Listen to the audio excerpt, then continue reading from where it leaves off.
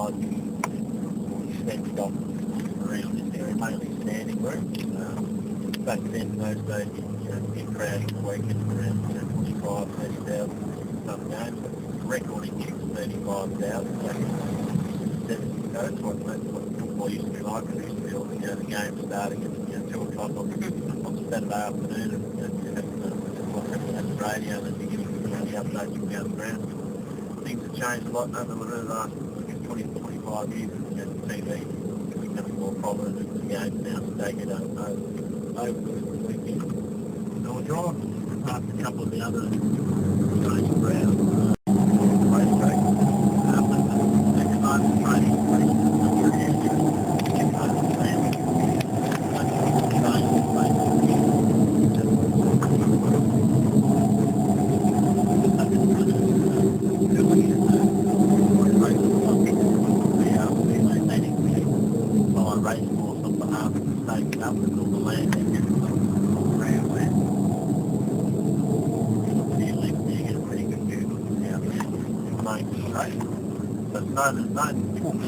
straight 6 furlongs, 1,200 metres from here down to the where the winning post is, the race is under the green there.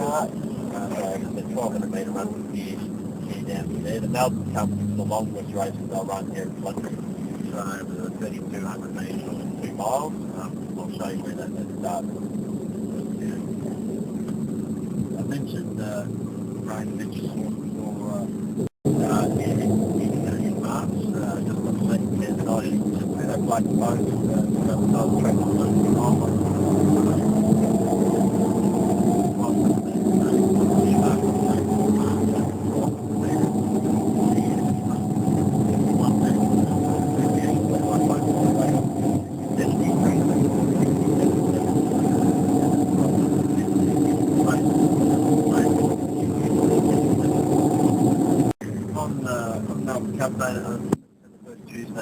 about 3 o'clock. We get all the horses lining here, starting the race, 24 maximum in the field. They'll have the starting barrier stalls lined up here. They'll jump out of the gate, they'll run all the way down the main straight. From here down to the finishing line, about 9 minutes in front.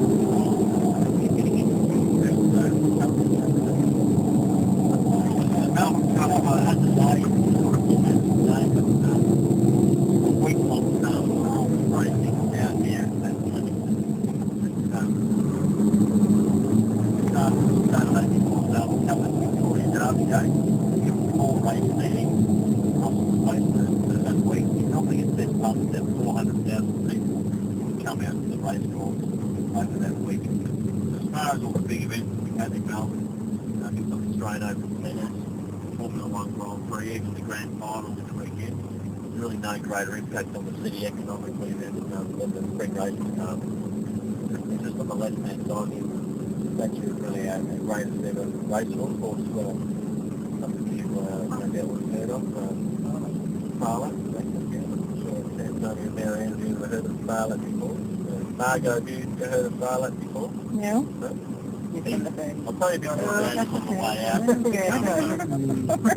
When we leave, I'm not trying to go back to the video, so a bit more about it. He wants to help us up here at night.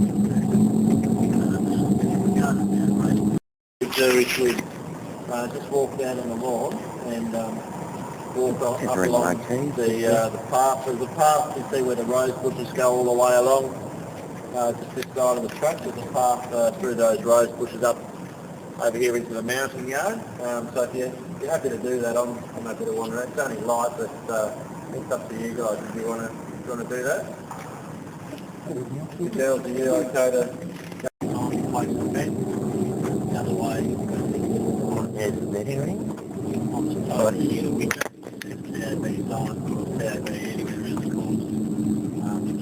Fence there, and you just never know with CAB what the price is going to end up being. Fluctuate and lead up to the road.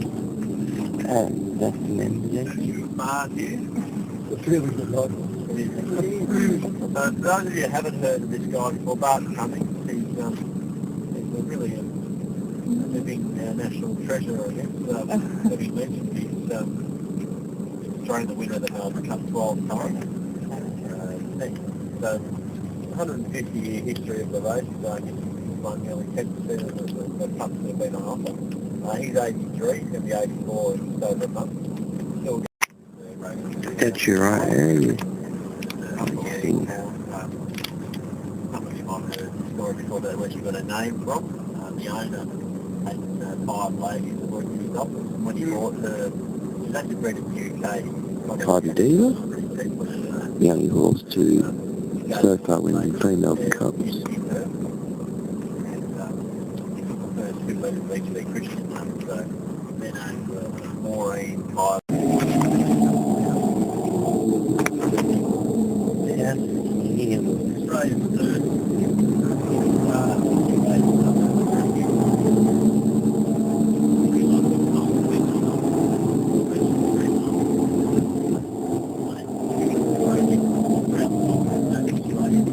This is what I've been waiting for.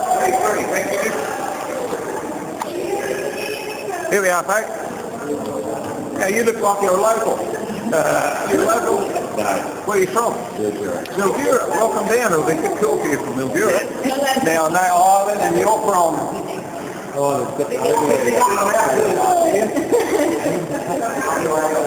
little bit football. A little bit football. It's a Series 4 grand final. It's on the tour of the MTV today. So...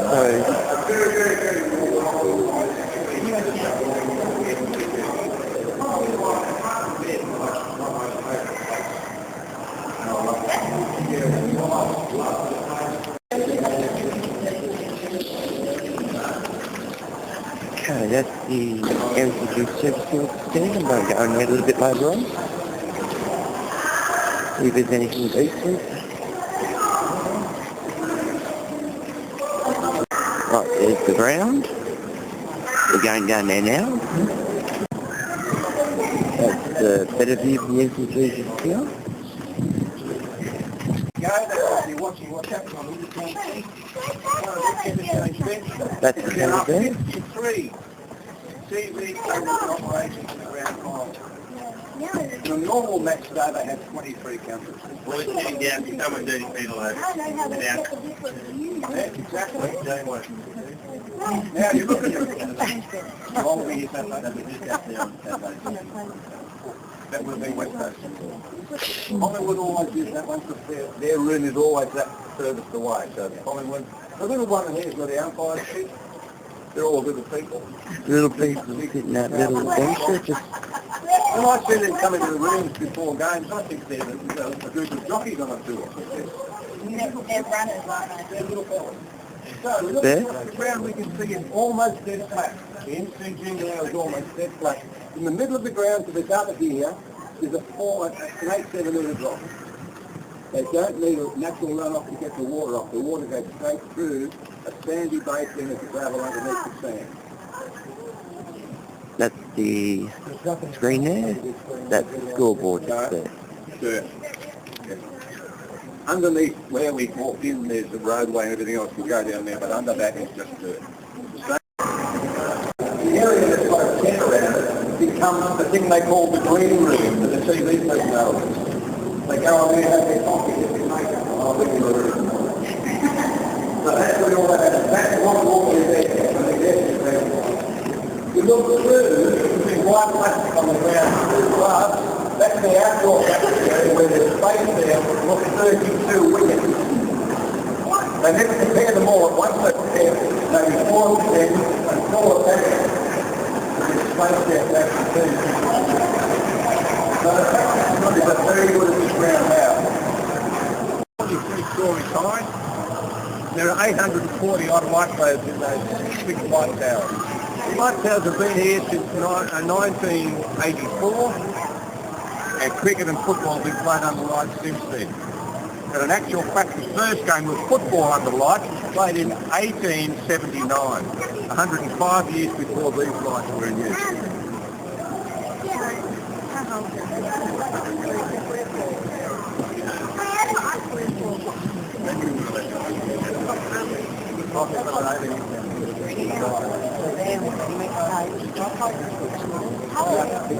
This is Zero's fourth grand final.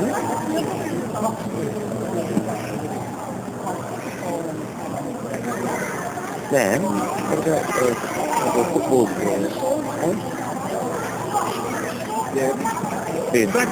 Sunday after the ground, less than half a mile away. In the middle of the night, they'll shut the roadway to the south of the ground and bring those up through where that roadway is now onto the ground and drop them in. They've been using drop-in systems here since the 1990s. They could play cricket here. That's the Olympic stand. Next Saturday, on the 8th of October, they could play a game of cricket here with a... Yeah. Let's go, baby, go on. You got a question?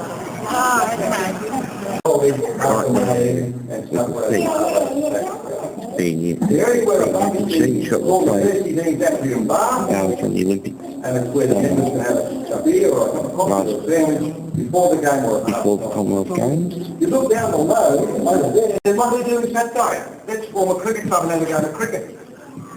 They didn't have one, so they formed. They went down to the local rebel sports store and bought hats and balls. We went to go to buy... It's a shanty town, somewhere they could go and buy bats and balls and stumps. Believe it or not, but the club turned up here. 15 years later, they were given this bit of land, and they've been here ever since. When I say given, it was allocated to them as a cricket club to look after it, to nurture the ground on behalf of the people of Victoria. It's owned by the government. The cricket club has a contract with the government to manage and look after the ground. The trust, appointed by the government, who then negotiated a contract with the cricket club. The trust is made up of high industrialists, ex-premiers of the state, there's about 5 or 6 blokes. And they have a negotiation with the cricket club, and they send long contracts to the cricket club to manage the ground. There's about 140 on the start of the cricket club, I think 130, 140. A lot of the charts are contracted out, painting, paving, all that. 1864. This is the first members pavilion on this plan, probably just below where we are now. On this side of the ground, because up on the hill there, the caterer of the cricket club had his pub. And he had to be close to the pavilion, which is where the players had their dinner in the evening. So to get the food down from the pub had to be close by. So it's on this side of the ground. It held 60 people. But wasn't where you sat and watched the game. It's where you got changed, had a meeting, had your meal. It wasn't a grandstand in terms of seating, it was a pavilion. It was at this stage, it was 12 years old, 11 years old. And the first time it was built, when it was first built, it only had 2 gables. This second gable, the third gable in the middle of the clock, was built the year before this picture was painted. And the clock we see here is still here. On the other side of this wall, that clock is hanging.